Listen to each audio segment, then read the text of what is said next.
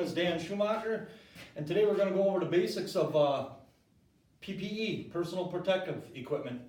Just a little note here, work injuries. Every year there's over 320,000 hand injuries a year. There is over 70,000 head injuries a year. And over 2,500 eye injuries every day in the construction field. And what would help make it so that you don't have these injuries? PPE. And I'm just going to go through some of the basics here and tell you what to look for and what you should do with it. So this is a hard hat, and this is mainly to protect you from falling and flying objects. So what would you do to make sure that this was in proper working order? You'd want to inspect the shell, right? Make sure there's no cracks, no holes or anything. And if there is, replace it immediately. So this hard hat, you should be able to put it on your head and using this crank thing and make it fit so it doesn't come off your head when you're tipping over and you're working.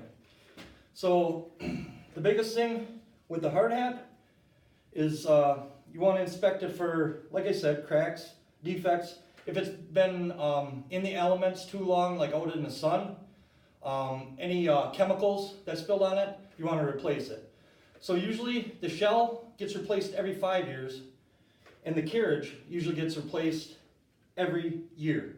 So, but if there's any damage whatsoever, you want to replace that immediately. So every contractor out there they're liable to give you all your PPE because it has to be in compliance. So my next safety equipment here of PPE would be the safety glasses. And what are they for? Yes, to protect your eyes. You only have 2 eyes and they're precious. And you want to make sure that you can read on the package that they come in that they are ANSI compliable. And ANSI, you might wonder what that is. It's American National Standard Institute. So there are different styles and shapes and shades of these. You just want to make sure that you wear these at all times because of flying debris, anything like that. Again, you only have 2 working eyes and you really need them. Another form of equipment would be a face shield. And what would this be used for? Same thing as the safety glasses, right? A lot of times out in the field, you want to use both. They do take, and they got different styles of this too. Plastic face shields. They got mesh face shields. And it's all in there just to protect you. I usually, when I'm cutting steel studs, I usually wear a face mask and my safety glasses because some sparks may get in behind here. But you want to inspect this by going through and making sure that there's no cracks or frays, that it's not all, scratched up so you can't see out of it to do your work properly. I brought this one in for an example because it's cracked down here. So this face shield I would not use, right? You would not want to use this. You'd want to take this out of service and ask your boss for a new one. It's for your safety. Okay, my next PPE, and these are very important ones, your safety boots. On the construction field, you want to make sure that you have a good pair of these because this is your money maker. This keeps your back aligned. If you notice, I'm leaning over a lot here. I have sciatica so bad because I think it's from abusing my body out in the field too much and not having the proper boots. I didn't spend a lot of money on my boots because I thought, well, it's just for work, I'd spend it on other things. But as I got older, my back got worse. I learned to spend good money on these boots.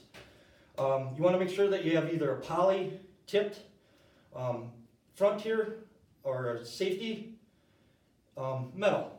And what do you want to do with these? Like I said, you want to make sure that they fit properly, that you can lace them up nice and neat, and that they're comfortable when you're walking. A lot of times I went through and I put arch supports in mine too, That really helps. And believe it or not, my chiropractor helped me quite a bit. And this is one of the most important PPEs I feel to keep your body going and be able to keep working out in the construction field. So you want to make sure that they're slip resistant. puncture resistant, you know. That's why they require leather out there. So, and again, either a poly steel toe or a steel toe. So, any questions on that? Does it make sense? Yes. My next PPE are gloves. And I just had these pair laying around because we do a lot of steel stud work here in the shop, right guys? These are non-resistant for cuts. I'm not saying you could take a utility knife and scrape on there and it won't cut through. It will. But they're there to protect you so that you get less damage for your fingers.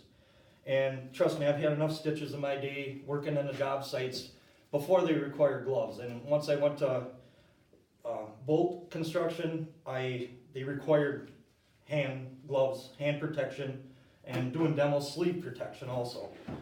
So everybody knows why these are important, right? Okay. My next PPE would be hearing protection. Again, there's many varieties. These are just your basic ear plugs. Okay.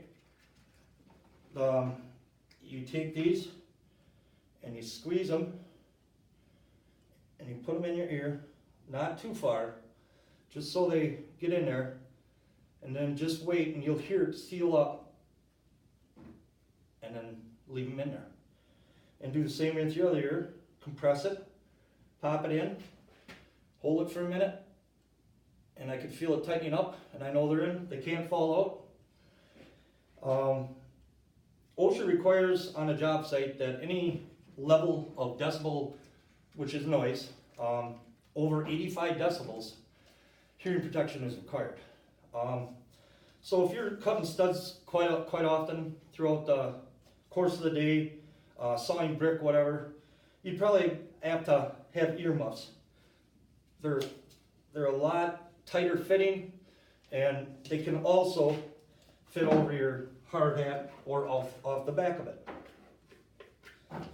So this particular one will not go over, but I could take the strap in the back and lean it back there, and it'll be out of my way, and it won't get involved with any of my work I'm doing. Your ears are also two other things that you have that you do not want to get rid of. Right now, I have a hard time hearing, as all you students know. I always tell you to come up and talk to me closer because, well, again, I was stubborn and I didn't wear that protection. And that's why I picked this topic, because if I'd have paid attention when I was younger, I wouldn't have all these issues with my body today. So, okay, now, my next one is, anybody? Yes, safety harness. And does anybody know the importance of this? Why this is so important? To save your life, right? In case of a fall. So, to put this on, before you put it on, you want to inspect all the stitchings throughout here. You want to take and check your D-ring, this is called. This is where your lifeline goes to. You want to make sure there's no cracks, frays, anything in there. And that the stitching's all good, and if it is bad, you want to replace it immediately. This, if it had a torn stitch through here, this would go in the trash immediately. That's again with the D-ring also. All your leg straps you want to check, your buckles, your chest buckle, everything. You want to make sure that thing is in good shape because this is the one thing that can save you from a fall. So you want to make sure that all your O-rings on your leggings are good, not cracked or anything. You want to try and get, if you're on a job site for a long amount of time, you want to try and get your own and keep it in your toolbox or keep it in the game box where you're working. So it's all sized and fitted for you. So what you want to do is put the straps over. Make sure that you're all lined up. Run through your leggings. Hook it through here. Now you don't want it too tight, but you want it tight enough where it's going to keep you inside of the harness. So I'll tell you what they recommend is, I'll get this one tight and quick.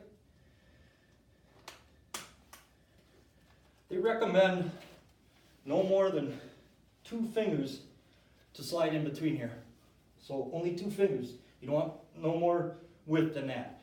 and it's comfortable. You can still work well in it. So you take the chest strap, and you want that to be right over your breastbone, right there, and you want it to be nice and snug. Not too tight where you're not going to be able to work.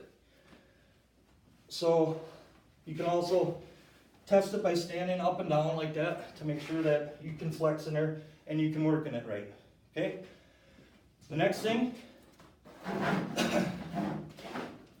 is your lanyard. So again, you want to inspect everything on here to make sure the buckle, all the safety. See, this will not open by just compressing this. They got a safety latch here. This has to be pressed in, compressed, and this is the only way that'll open.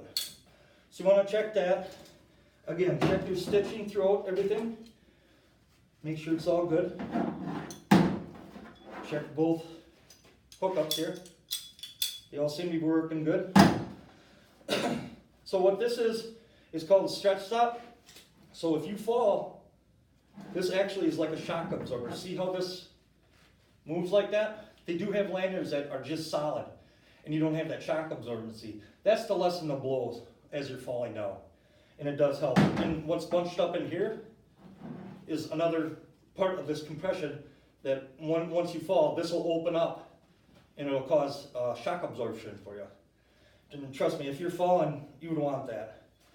A lot of these lanyards and harnesses, the stitching here, if it gets stressed at all, say somebody did fall and didn't think about it and put it back on the shelf for somebody else to use, when you're inspecting, if you're doing it properly, red stitching will come up through here.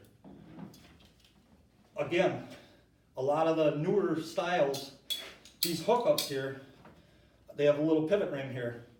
And that also, if it absorbs a shock, a little red button will pop out. And you know that that was in a fall somewhere. So you take that out of service right away.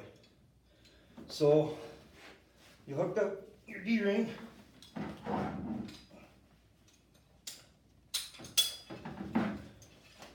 And put your pouch on and you're ready to go. They do make lanyards for women, yes. That was a good question. They have a different style up in the chest area, so it don't, interfere as much. So, out on the job site, some basic things that you need to know is not to wear earrings, rings, jewelry, anything like that. Like when I work with bolt, like I said, when I was on certain factory jobs, I don't want to take my wedding ring off, but they would make me tape it up so it wouldn't hook on stuff.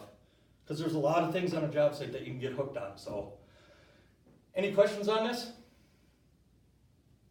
No? Okay. So, again, the hard hat is to protect what?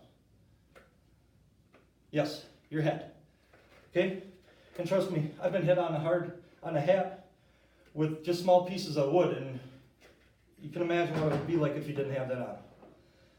And safety glasses, protect your eyes, right? Face shield, also to protect your face and your eyes. Boots, yeah, I stress that a lot. They're to help your back and your posture and save your toes and your feet. You guys know as well as I do that I'm always leaning on things. That's how much pain you can be in. So you want to make sure you wear all this stuff. Gloves are to protect your fingers and your hands, right? You don't want to get slashed or cut by anything. Earplugs, earmuffs are for your ears. Also very important. And the harness and lanyard, very important things to stop falls. Is there any other questions? Okay, now what we're going to do, me and Doug, the other instructor here, we're going to go out to the shop. I want you to grab all your safety equipment that we issue you, and we're going to go through each individual student, and I want you to point out any deficiencies on any safety equipment out in the shop, and anything that we find, we will take out of service and we will order more, because this is very important. All right? Thank you.